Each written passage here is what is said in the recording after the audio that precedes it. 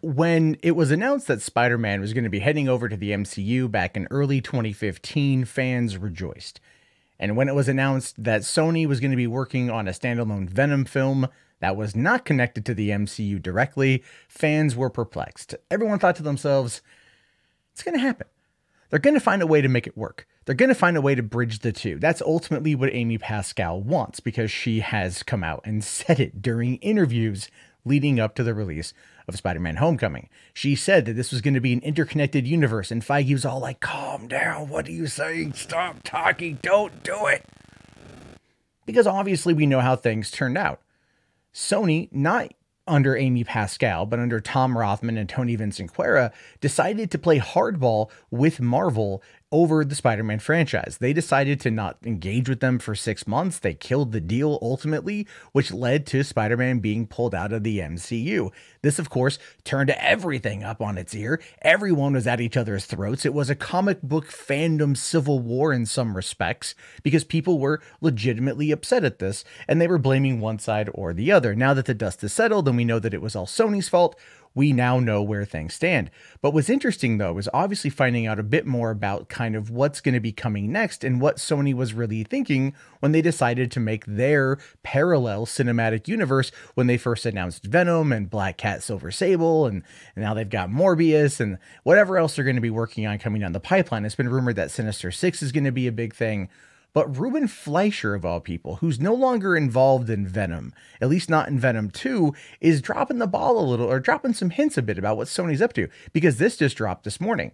Venom director says Sony is leading towards a crossover with Tom Holland's Spider-Man. Now, we've all known that this was the goal.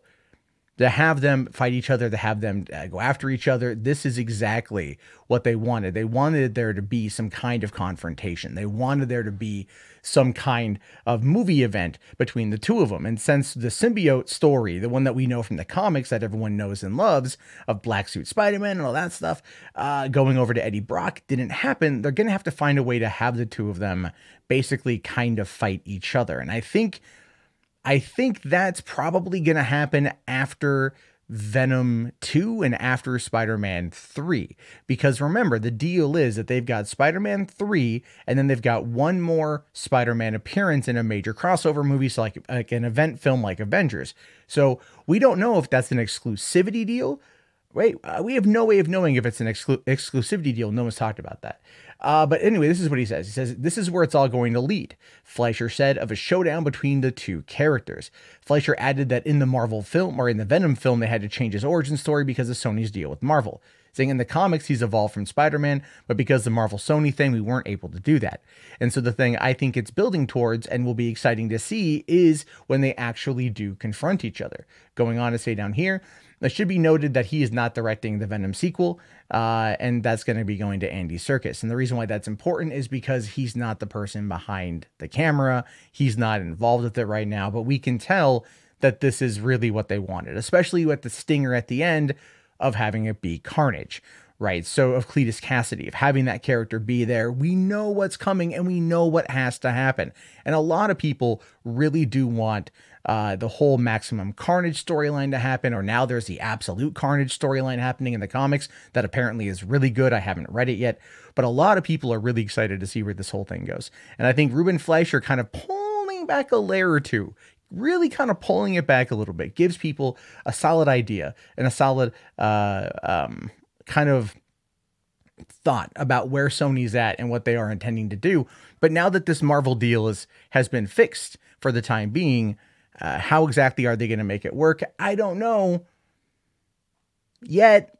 All right, so where it goes, I have no idea, but apparently we're going to find out more this weekend. So Mikey Sutton, if you haven't been following any of that stuff with him, he's been dropping scoops left and right. He's working on a massive piece right now to talk about this whole situation with Marvel and Sony. Apparently it's a 4-parter. It's dropping this Saturday. I'm going to be getting apparently a piece of the pie on that one. I don't know what it is yet, but stay tuned to me here to find out more. Stay tuned to Mikey Sutton to find out more. And apparently we're going to get a lot of intel this weekend. And yes, I will be covering all of it.